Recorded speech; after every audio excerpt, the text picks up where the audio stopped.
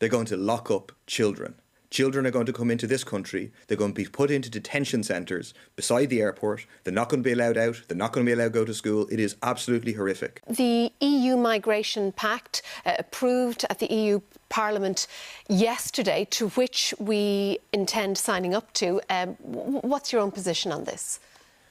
I think it's really scandalous. I think that the so-called mainstream parties of Europe are allowing the far right to set the terms of political debate and are allowing the terms of political debate to be shifted to the right, to the right, to the right, in the very false hope that by effectively adopting the policies of the far right, you will stop the growth of the far right, when in actual fact, I think you'll encourage it.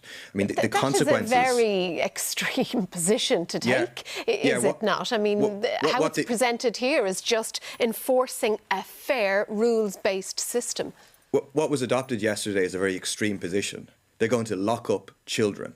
Children are going to come into this country. They're going to be put into detention centres beside the airport. They're not going to be allowed out. They're not going to be allowed to go to school. It is absolutely horrific. And thousands of extra people will die in the Mediterranean as a result of raising Fortress Europe even further. We're going to spend more public money, not on addressing the climate crisis, not on addressing housing, not on addressing health, but in attempting to keep people out, as opposed to addressing the fundamental issues which are driving people to flee, which is war, which is climate change, which is dictatorships, many of which are supported by, funded by the big European powers. So what is happening is absolutely shameful. It will not make life any better for any people in Europe. It will just make life worse for some. I'm just struck by the fact that this is yet another very complicated issue being presented in these very polarised terms. Isn't it ironic that we have these, if